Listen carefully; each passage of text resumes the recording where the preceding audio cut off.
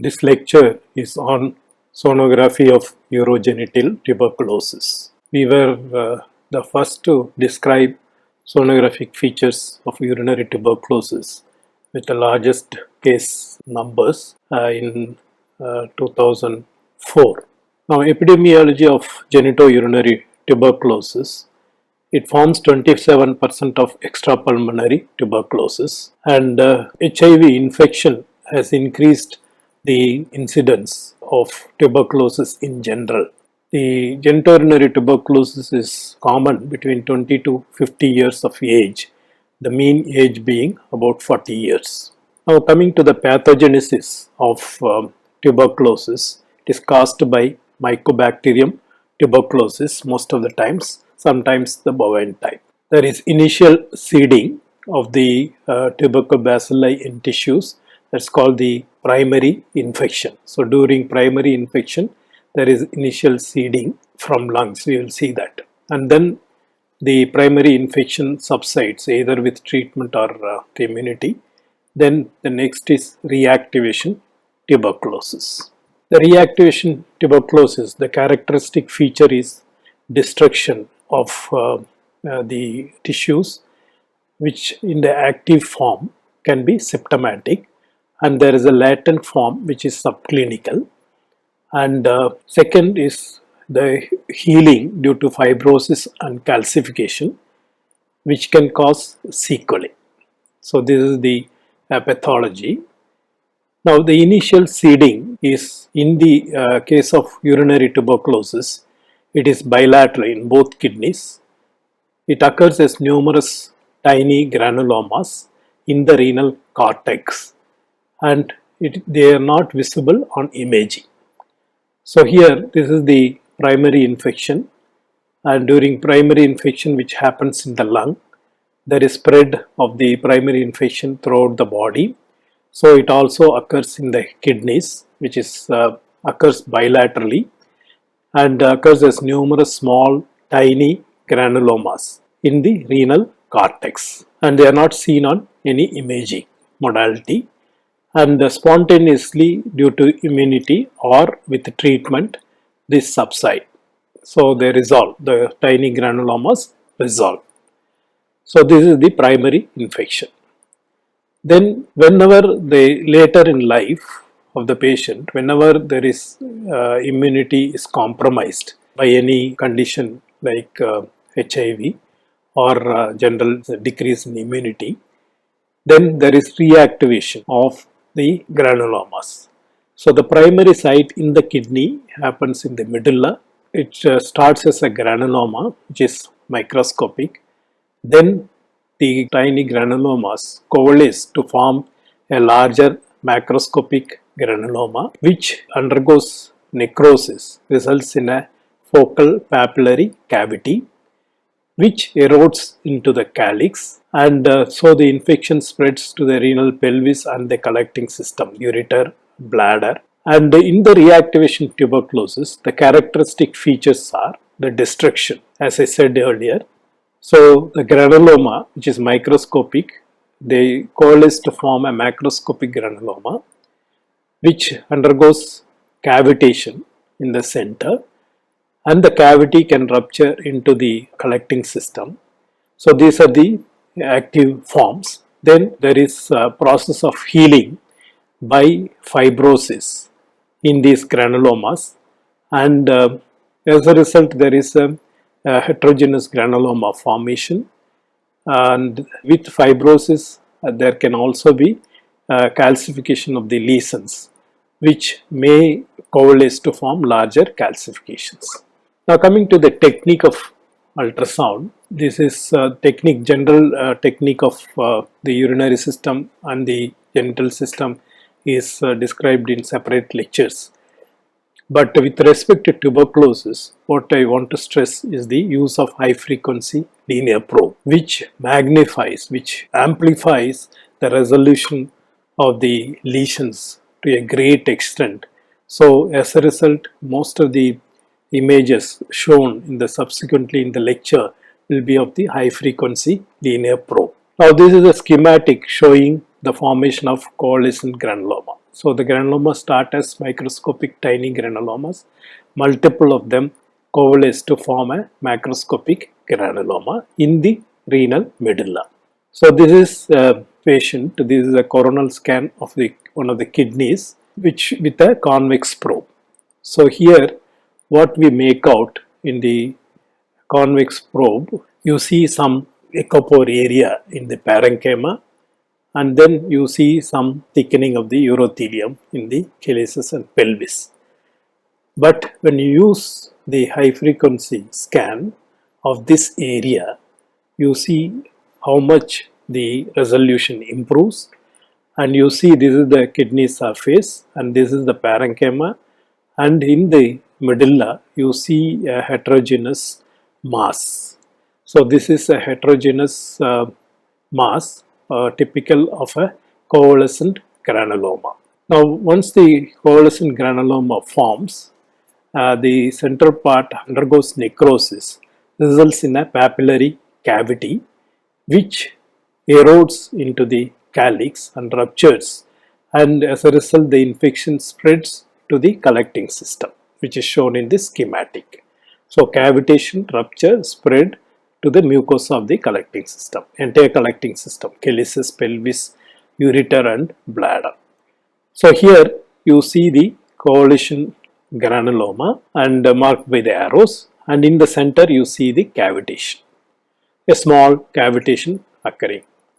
Here you see again a large granuloma in the medulla of the kidney and a larger cavity in the center, irregular cavity.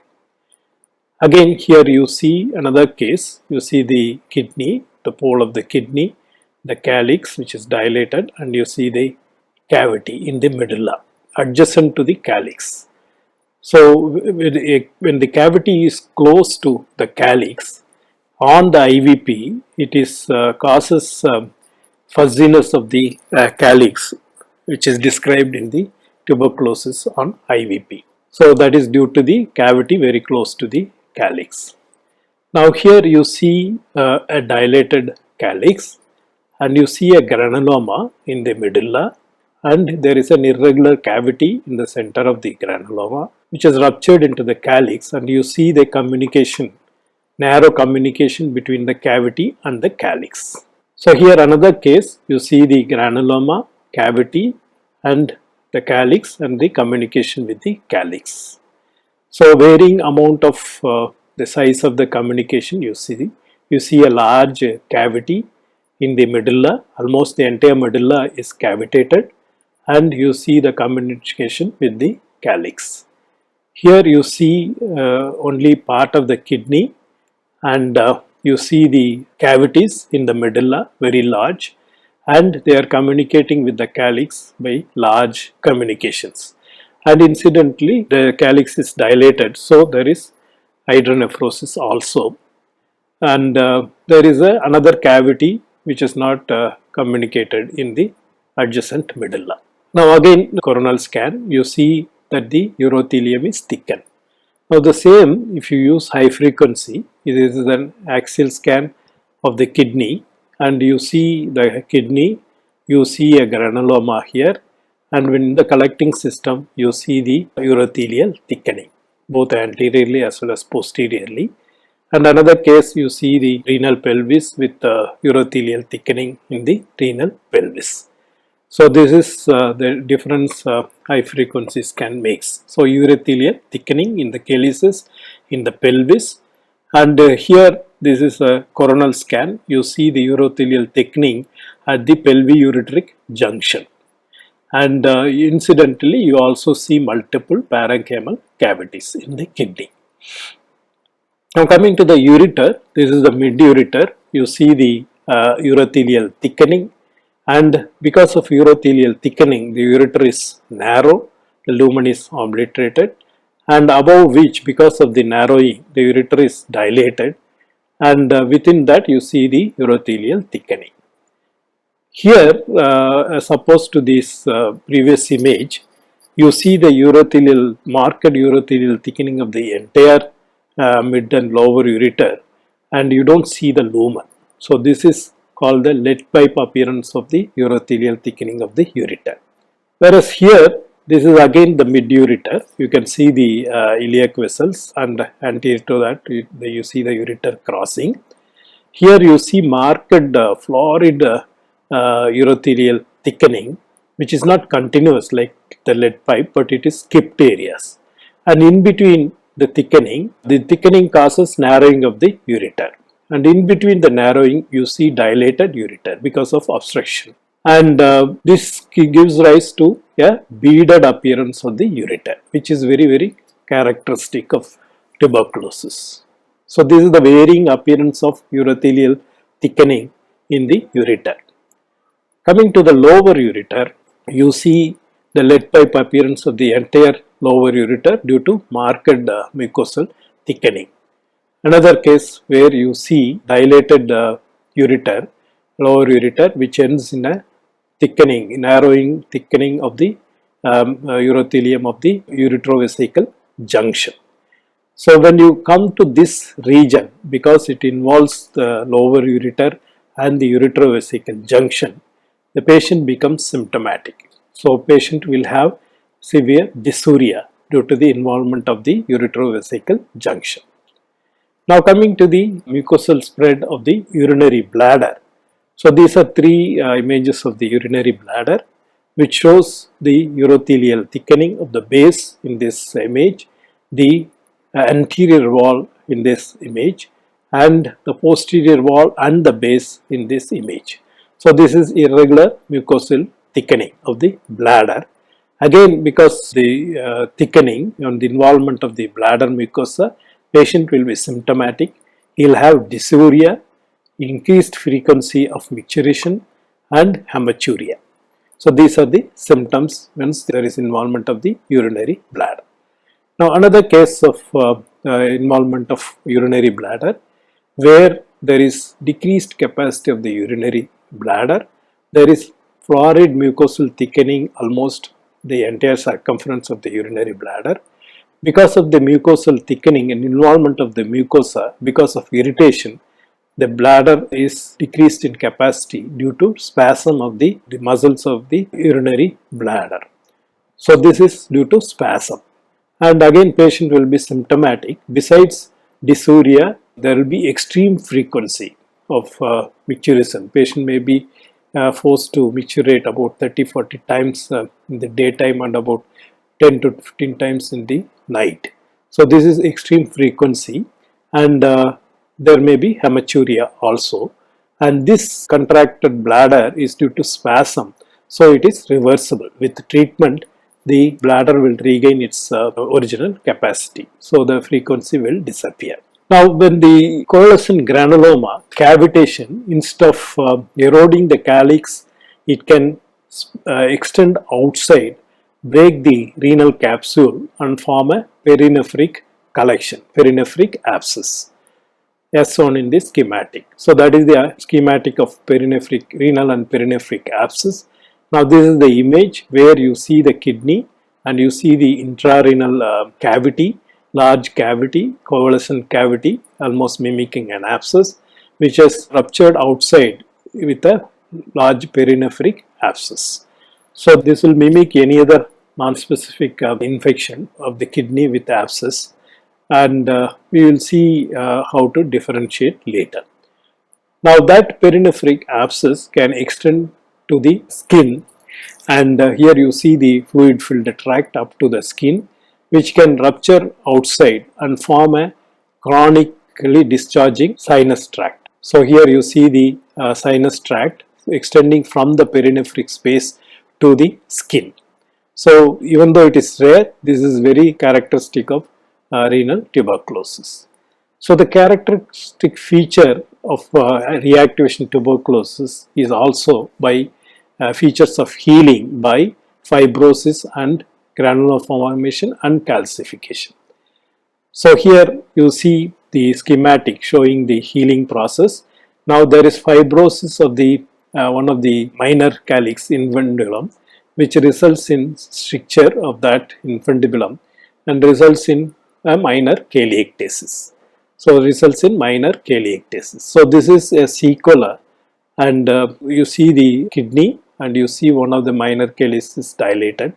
Now this cannot be differentiated from a cyst or a minor calyx is due to any other cause, but this is sequel of tuberculosis, so it acts as a marker. If you suspect tuberculosis elsewhere, this can support that diagnosis as a marker. Now here you see a coronal scan of the kidney. You see a large calcification with shadowing. Is it a calculus? You see in the transverse scan with the patient supine, it is forming a level, fluid level. That means it cannot be a calculus, and you try to alter the position of the patient.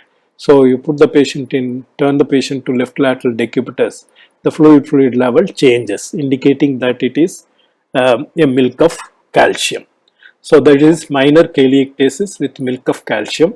This is also a sequelae and just a marker for tuberculosis. Now another pattern of healing, the fibrosis happens in the infundibulum of a major calyx, which results in a major calyectasis. So here you see two kidneys. There is dilatation of the major calyces as shown here. So dilated major calyectasis, but due to urothelial thickening and fibrosis of the infundibula, and there is also incidentally there is parenchymal cavities which indicate tuberculosis. Now major calyectasis can be a sequela. Now as seen here, now that is the coronal scan of the kidney. You see the major calyectasis with the minor calyces marked like that. So this is due to fibrosis of the infundibulum of the major calyx, which is again a sequela and a marker for tuberculosis.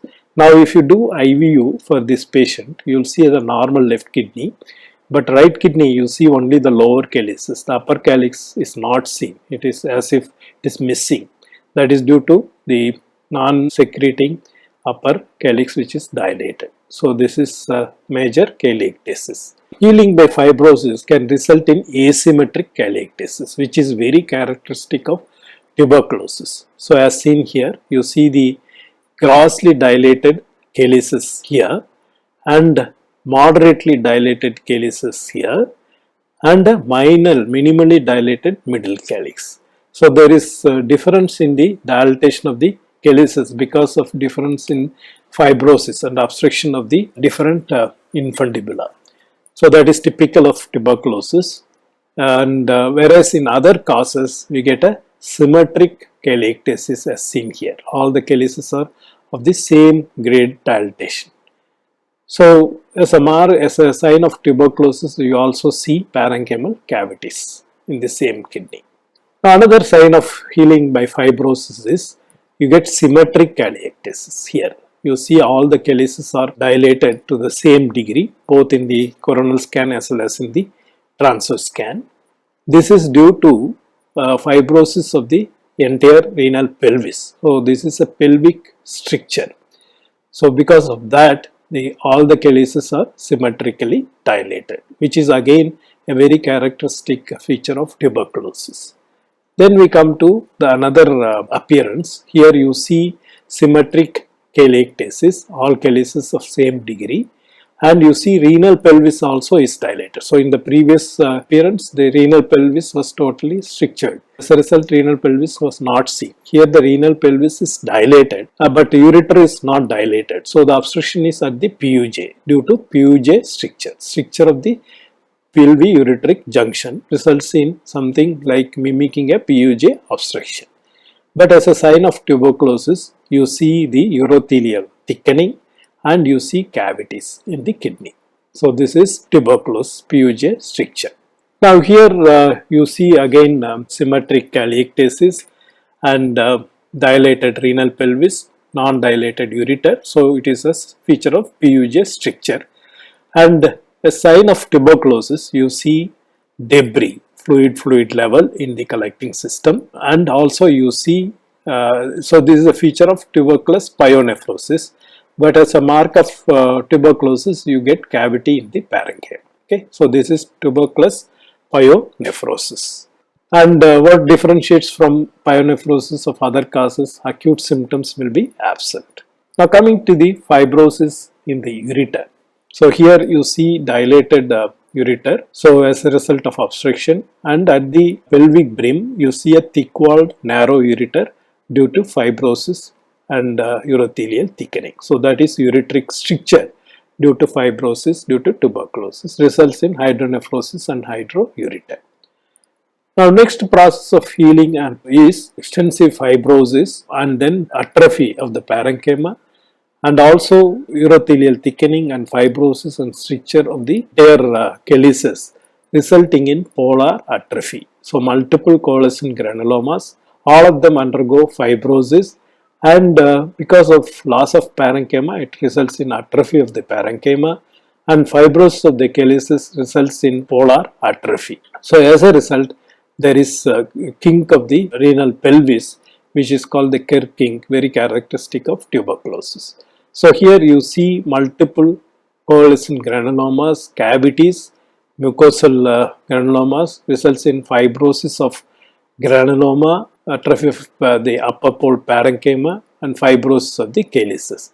So as a result, the whole pole, upper pole of the kidney has atrophied, and as a result it looks as though there is a kink because of the cutoff of that upper pole infundibulum. It looks as though there is a kink of the renal pelvis. So this is very characteristic of tuberculosis, typical kink of the renal pelvis with polar atrophy. So that is again a feature of healing tuberculosis.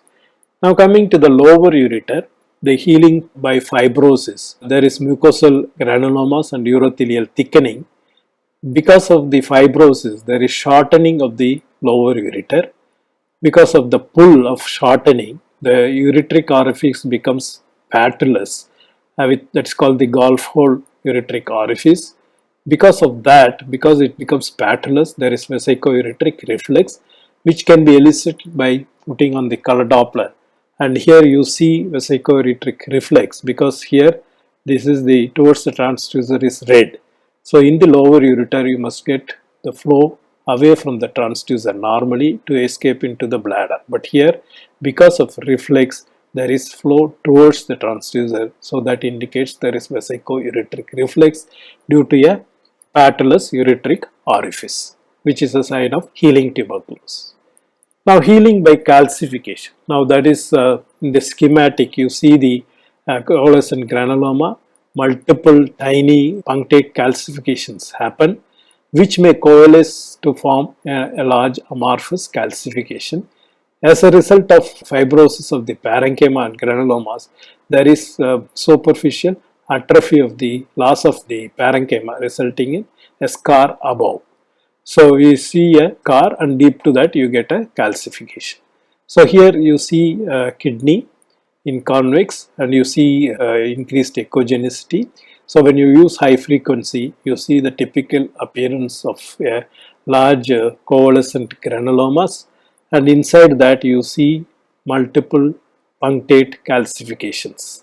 So this is a typical appearance of later granuloma in the tuberculosis of the kidney. And these punctate calcifications, all of them coalesce to form an amorphous calcification. So when this happens, there is loss of the parenchyma, superficial parenchyma, resulting in a scar. So the feature will be scar of the kidney. Deep to the scar, you get an amorphous calcification. This is a sequel of the tuberculosis. This is again a very characteristic feature of healed tuberculosis. Now here you see a scan of the kidney. What has happened is there is calcification of the entire parenchyma of the kidney, and you see that there is dense shadowing due to that calcification. You don't see any feature of the kidney. So this is extensive calcification of the parenchyma of the kidney. It's called the putty kidney, and it results in loss of function. So it is also called tuberculous autonephrectomy, and it's called a putty kidney. When they open, it will be like a putty material. So it is called a putty kidney, tuberculous autonephrectomy. Now coming to the healing and fibrosis of collecting system.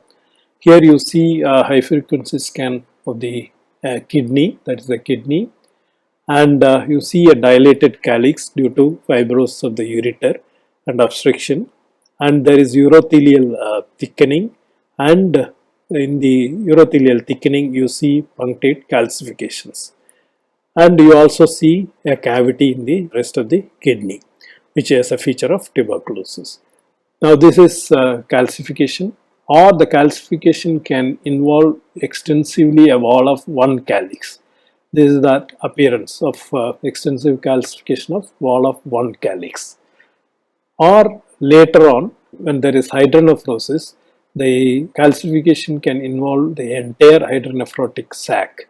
This is the coronal scan and this is the transverse scan. You see the entire hydronephrotic sac is calcified with shadowing. So this again results in loss of function of the kidney, and this is calcified gross hydronephrosis, and this also is results in loss of function, so-called autonephrectomy due to tuberculosis. Now coming to the ureter, here you see the mid-ureter, extensive urothelial thickening, and you see this tiny calcification in the urothelium. So this is calcification in the ureter.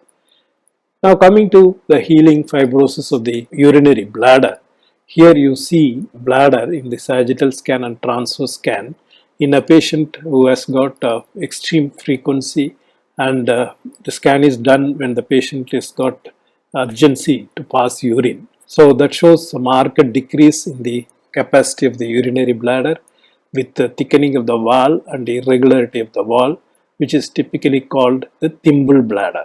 It's called the contracted, and it is called thimble bladder, which is irreversible. This is due to fibrosis. Now previously we saw the contracted bladder due to spasm, due to extensive mucosal involvement. That is reversible, but whereas this is irreversible, and patient has to undergo bladder augmentation to relieve the extreme frequency of the micturition. So urinary tuberculosis, the features can be of active disease. So active disease of granuloma, cavitation, mucosal thickening, all this, or it can be due to sequelae when fibrosis and healing has happened. As a result of fibrosis, you may see sequelae and calcification. So these are the two different pictures of reactivation tuberculosis in the urinary tract or even elsewhere. Now how to confirm tuberculosis of the urinary tract? It can be by urine smear for the bacilli and also culture, and now which this investigation has become very sensitive, and cystoscopic biopsy also can be done. Previous to the urine smear and culture technique, the diagnosis was essentially by cystoscopic biopsy, but now it is more simple with urine smear and culture. But it is not as simple as that. I will give a case scenario to illustrate the importance of a difficulty of confirmation. Now this is a 29-year-old man, bilateral flank pain, intermittent hematuria, dysuria and frequency for 1 year, and recurrent attacks of fever with chills. Now this is the convex scan. You see hydronephrosis, and you see the lower ureter which is dilated, and there is vesico-ureteric reflex. When you see the high frequency scan of the kidney, there are parenchymal cavities both in coronal and axial scans, and because urine turned out to be negative for tuberculosis, IVP was done. So IVP showed a normal right kidney, but it showed either cavities filled with contrast or hydronephrosis of the left kidney. So ureteroscopy was done, which showed a patellus ureteric orifice, which was seen on ultrasound by vesico-ureteric reflex, and the ureteroscope went into the upper ureter. It showed polypoid mucosal thickening, urothelial thickening, and when the RGP was done by putting the catheter proximal to that narrowing, it showed multiple cavities filled with contrast, and you see the irregularity. It is not hydronephrosis, irregularity, but the ureter itself is narrow here. So that is the narrow portion. So that is multiple cavities which was seen on ultrasound. And so the proximal to the ureteric narrowing, pus was drained. So this pus was tested for, and it became positive for tuberculosis. So it can be a little difficult as illustrated in this case, confirmation of tuberculosis because of the narrowing of the urinary tract, and we may not get positive urine culture. So we may have to do an RGP and collect the urine proximal and test it. Now coming to differential diagnosis, what are the conditions which will mimic? One is papillary necrosis, which is common in a diabetic, and it may be non-specific pyogenic infection or malignancy. All these can see the bladder mucosal thickening can mimic malignancy. So all this can be the differential diagnosis. So how to differentiate?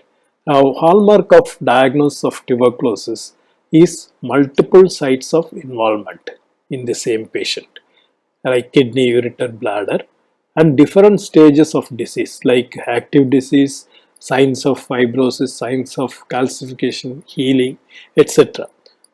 And in the same patient. So multiple sites of involvement, different stages of disease in the same patient can be seen, which is very, very classical of tuberculosis, of course with the appropriate clinical setting.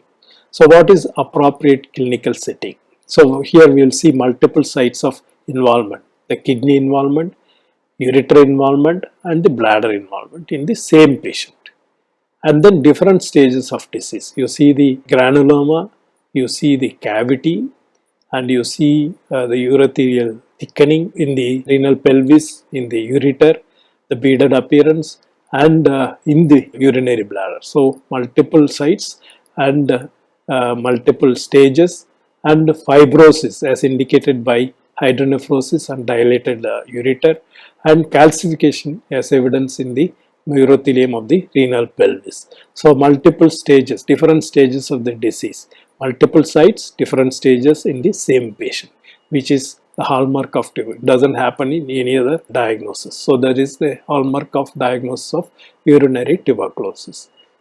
So multiple sites of involvement, different stages of disease seen in the same patient, and appropriate clinical setting. So what do you mean by appropriate clinical setting?